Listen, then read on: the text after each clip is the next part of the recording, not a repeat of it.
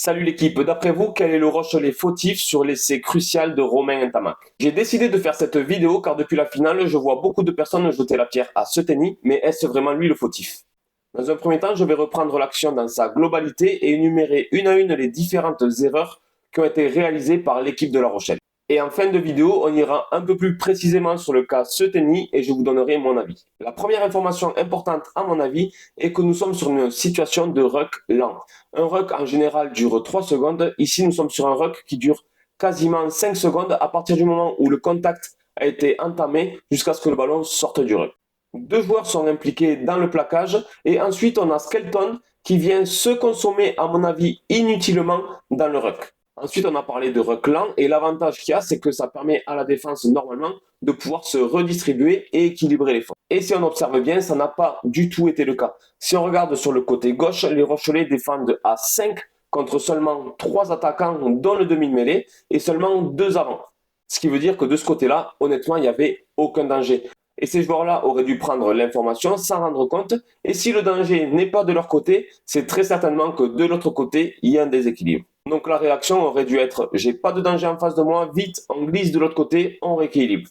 Évidemment, on le voit sur les images, c'est la fin du match, les joueurs sont cuits, certains ont les mains sur les genoux, ils n'ont pas eu la lucidité et la capacité physique de le faire. Et on passe maintenant de l'autre côté du ruck, où c'est qu'on voit qu'automatiquement la défense est en sous-nombre défensif, avec seulement 4 défenseurs face à 8 attaquants avec le demi-mêlée. Si les joueurs qui étaient côté gauche sont fautifs de ne pas avoir pris l'information et coulisser rapidement, les joueurs qui sont côté droit en défense sont aussi fautifs pour moi de ne pas avoir pris l'information ou alors l'avoir prise mais pas communiquer avec les autres pour appeler du monde et venir combler ces espaces. On voit seulement Leeds en bout de ligne communiquer, mais je ne pense pas qu'il communique là-dessus, je pense seulement qu'il communique avec son numéro 9 par rapport à la couverture. Donc le ballon n'est toujours pas sorti du ruck, mais vous voyez qu'on peut identifier déjà 11 fautifs. Maintenant que le ballon va sortir du ruck, on va passer sur la montée défensive et se consacrer un petit peu plus au cas Seteny. Regarde dans l'action, la première question que je me pose, c'est est-ce que Seteny est monté beaucoup trop fort ou est-ce que ses partenaires intérieurs et extérieurs ont oublié de monter car on voit qu'ils n'ont même pas dépassé la ligne du ruck.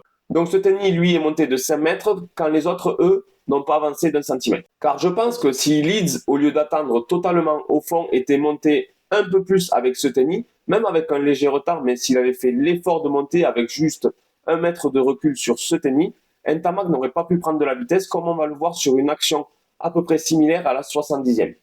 Car là, nous avons imaginé que Leeds suivait Seteny. Maintenant, on va imaginer que Seteny ne sorte pas de la ligne et attende avec les autres. C'est-à-dire qu'on se retrouverait avec une situation de 4 défenseurs contre 8 attaquants en étant totalement passif sur les talons avec de gros espaces à jouer. Donc, à mon avis, rester tous sur la ligne, ça aurait été totalement suicidaire. En voyant cette montée défensive et d'autres actions, moi j'en suis venu à me poser la question, est-ce que ce n'était pas la consigne du coach de la défense de monter fort sur le premier ou deuxième attaquant pour tuer l'action? Je me suis donc renseigné, la consigne n'était pas de sortir de la ligne fort, mais la consigne défensive en général est de tuer l'attaque assez rapidement au bout de une ou deux passes, ce qu'ils appellent apparemment attaquer le ballon. J'espère que cette analyse t'a plu et si c'est le cas, n'hésite pas à lâcher un petit like. L'objectif de cette vidéo n'était pas réellement de trouver un fautif, mais essayer d'amener à une réflexion et essayer de comprendre pourquoi cette défense a échoué et de ne pas se jeter focus à chaque fois sur la personne soit qui loupe le plaquage ou soit qui loupe sa montée défensive et essayer de voir un petit peu l'ensemble des choses et qu'est-ce qui a amené à ces erreurs. Du coup, je compte sur toi pour venir en commentaire pour me dire si cette analyse t'a permis de changer d'avis ou au moins t'amener à réflexion et observer des choses un petit peu différentes de ce que tu avais vu.